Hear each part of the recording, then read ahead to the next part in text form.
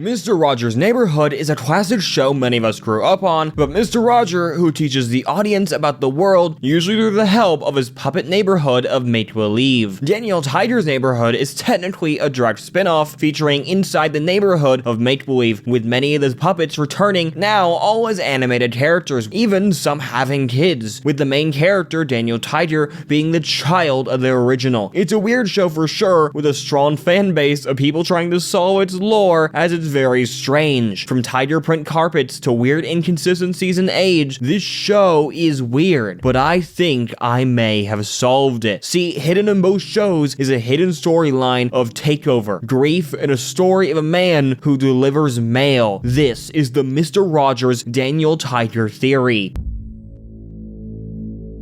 Daniel Tiger's Neighborhood came out in 2012 and is an animated spin-off of the long-running show Mr. Rogers' Neighborhood. Now, for simplicity, I'm just gonna call it Daniel Tiger and Mr. Roger. The show is implied to take place after Mr. Rogers and has many similarities to the original show, with returning characters, songs, and more, but it's also quite different. The show entirely takes place in make-believe neighborhood, and we never see the semi-real live-action world that is connected to Mr. Rogers' home. Along with this, it's also animated. The puppet characters are now 2D, and more importantly, human characters who once were alongside Mr. Rogers, like Mr. McFeely, are in the show as animated characters. This world is just different, but you know, when it comes down to whether they're puppets or not, that could simply be because we're viewing the world from inside and on a live-action Mr. Rogers view. But that doesn't explain the other weird details. See, in Mr. Rogers, the neighborhood is, for better words, stationary. People don't age,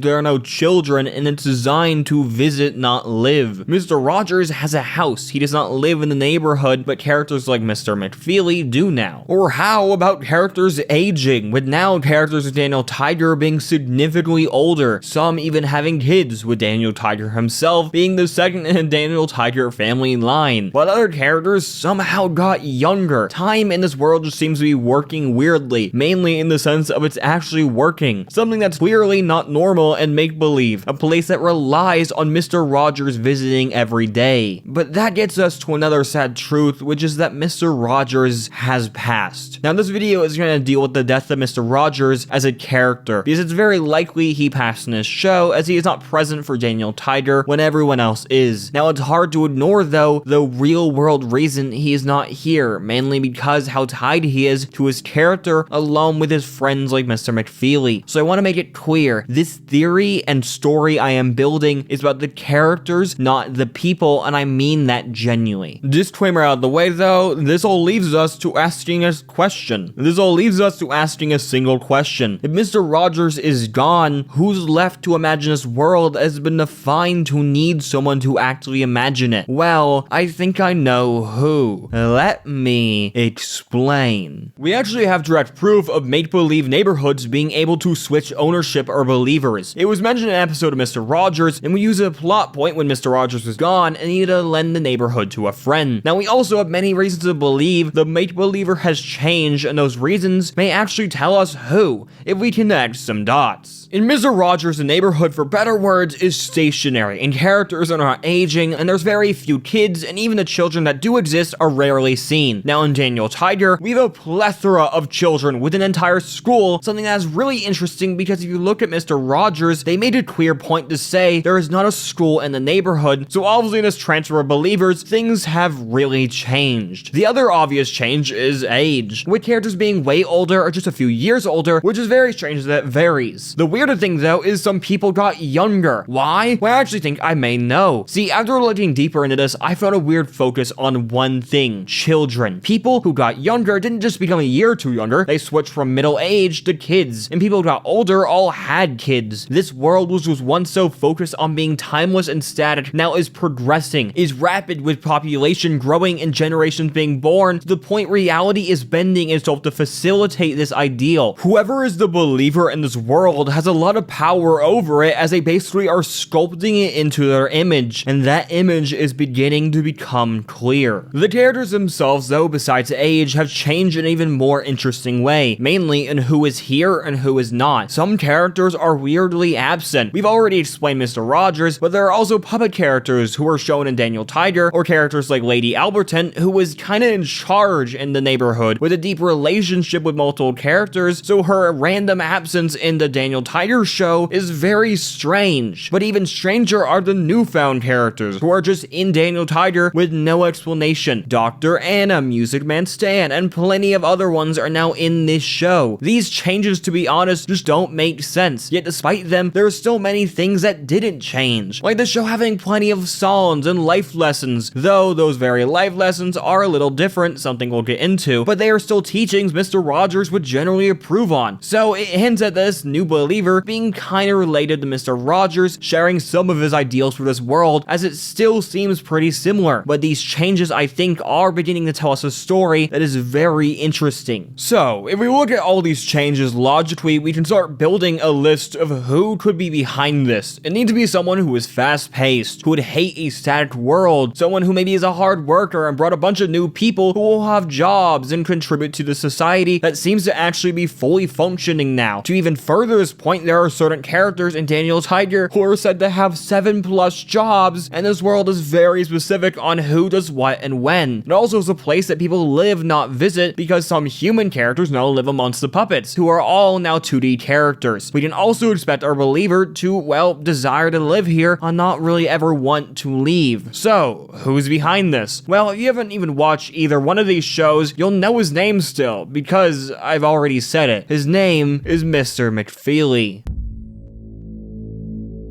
Okay, so you may be a little confused simply because you don't know who Mr. McFeely actually is. Well, he's one of the human characters who appears all the way back in Mr. Rogers, is one of the close friends, also being the mailman, both Mr. Rogers and Daniel. He is also the only returning non-puppet human character in Daniel Tiger, which is very important. Now, when it comes down to who Mr. McFeely is past that, it isn't actually much. Well, it's complicated. Mr. McFeely is obsessed with mail and everything related. He loves shipping packages, sending out letters, and just doing his job. And oh boy, does he take his job very seriously. And somehow his obsession with mail actually makes him the perfect candidate for the new believer, due to how obsessed Daniel Tiger the show is with mail. Every life lesson, every song, every episode somehow is about mail. Well, kinda. Let me explain. Now, the first requirement and indicator that Mr. McFeely is behind the show of Daniel Tiger is his obsession with always moving. See, Mr. Rogers' the neighborhood is static, which kind of goes in line with Mr. Rogers. He's this patient, calm man who visits the neighborhood every day, but he doesn't live there. But in Daniel Tiger, Mr. McFeely does live there and literally runs the entire postal system. In Mr. Rogers, Mr. McFeely is shown to always be on the move. It's hard to catch him because he's always doing something. And well, it seems that ideal of always moving has affected the neighborhood itself. But you know, that's simple evidence, and you're probably not convinced yet. But I think there's actually plenty more than that that's even more convincing. Now, in Mr. Rogers, while characters have jobs, it isn't really a big core element. What everyone does for a living isn't exactly focused on. Surprisingly, in the sequel preschool show, it is. Take Prince Tuesday, who's shown to have many jobs. These jobs include babysitter, grocery store worker, camp counselor, waiter, lifeguard, crossing guard, and probably more I just have forgotten. I'll remind you that Prince Tuesday is literal royalty. Why is he running this entire economy? I see this question asked a lot, actually, but I don't think people are actually looking deep enough. See, it's not just the prince who does everything, it's also Dr. Anna, who specializes in 3 different full-time fields of medicine. That is just too many jobs. So I may ask you, why? Why does everyone in this literal make-believe neighborhood suddenly have so many jobs and work just so much? Well, I think it all comes back down to Mr. McFeely. The man loves to work. His entire life is dedicated to the postal system, and a perfect world for him would be a hard-working one where everyone loves what they're doing and is always doing it. We never see Prince Tuesday complain. He just seems to love all these jobs, no matter how much work they all are, and always doing another one, never staying at one place at one time, just like Mr. McFeely. It seems everything in this world is on a schedule, to the point there's a literal song about how everyone has a schedule and everyone works and how everyone loves their jobs. This is Mr. McFeely propaganda, but it doesn't just stop there. No, because the biggest point of evidence that this is all Mr. McFeely is the life lessons. See, in Mr. Rogers, there is a strong focus on life lessons because it's a show for children. Even if you haven't seen Mr. Rogers, it's famous for being a show about a patient, kind man who teaches the audience about the world. And well, Daniel Tiger is basically the same, excluding the kind patient man or replacing it with a cast of animals, but they all learn and teach the same thing, except there seems to be one additional lesson that is underlining many episodes. To value the importance of the overarching economy-saving postal system. This world is run by mail, more specifically Mr. McFeely, and there are so many life lessons that show that. Let me explain. In the very first episode of Daniel Tiger, what do you think the life lesson is about? Kindness? Forgiveness? Well, it's actually about something entirely different. The life lesson is to value the difficulty of the make-believe neighborhood postal system and how hard it is to deliver a package. The plot of the episode is actually pretty simple. Daniel needs to bring a cake for a birthday, and he finds it to be harder than he expected. His mother warns him it's a little big, and he probably will have trouble, but he's a kid, so he decides to do it, and she amuses him. Well, trouble ensues when he undervalues the difficulty of delivering a package. From almost dropping the cake twice in his own home, to on the trolley to almost destroying it, the cake ends up destroyed by the time he arrives, because Daniel didn't understand the importance and difficulty of delivering a package. So, what exactly is the life lesson of this? Well, sure, it could be listen to your mother, or don't take a task you can't handle, or maybe, just maybe, the lesson is don't underestimate the difficulty of delivering a package. Don't believe me? Sure, that's okay. We got plenty more examples. In season 1, episode 8, we have the original Daniel Tiger, who we'll just call Dad Tiger, missing his father. We get a letter from him, and he's very excited. Now, this isn't crazy. Getting a letter from someone you miss is gonna make you happy, but it's the way the show goes so deep on how great it is that is strange. Dad Tiger tells Daniel this: I miss Grandpa Tiger, but getting a letter from him makes me feel so happy. Now, this single comment really broke through to Daniel, and now his new ideology is that the only true form of love is mail. The episode goes on to have Daniel and his mom go all the way to the post office to deliver a letter back to his house that he was just in to show how much he loves his father. And guess who helps him deliver that letter? Mr. McFeely. Mr. McFeely begins to show him how wonderful the parcel delivery system is, how packages are wonderful, and the good letter is the best kind of love. He shows Daniel how the post office works and how it's the only way the neighborhood can contact people who don't live in the neighborhood, like your grandpeer. This is very important. See, both shows reference the idea of other neighborhoods and other places existing, except we never see them. We do know that Grandpeer lives in one of these, and who has access to these far-off places? Mr. McFeely. The only point of contact with the outside worlds is in hands of a mailman. That seems like a lot of power for the mailman. The royal family doesn't even have access to the outside world, but the mailman does. Why does the mailman have so much power? The rest of the episode has Mr. McFeely showing off how delivering a package really works and how it takes a lot of effort and is a hard job, something Daniel, as we know, didn't exactly know in episode 1. The entire episode is basically Mr. McFeely teaching someone how important being a mailman is, how Daniel should do it when he's older, and how it's a noble, respectable job and deserves more appreciation. And well, he gets it. Daniel and his mother think he's the coolest, along with the entire town of make-believe. But this isn't even the craziest nail on the coffin evidence, because there's a single episode that I think even if you don't buy any of this, you'll be convinced. In season 3, episode 10, called Neighbor Day, the characters celebrate a holiday called Neighbor Day. What do you think this holiday is about? Well, it's about doing something nice for your neighbor, that nice thing being writing and sending them a letter. Everyone in the entire town is writing letters, which is not the only option, but for some reason is the nicest thing you can do. And well, guess who delivers all these letters? Mr. McFeely. The problem is these are just too many letters even for Mr. McFeely, so he has a few children who are all eager to be his minions and do the nicest thing he can do for their neighbor, which is deliver letters. He is training an army of children to deliver mail. This world is so obsessed with mail, it is run by mail. Every life lesson's about mail, and it's all because Mr. McFeely. The only question remaining is why? Why did Mr. McFeely run off to this world? Well, I think I have the answer. Let me explain.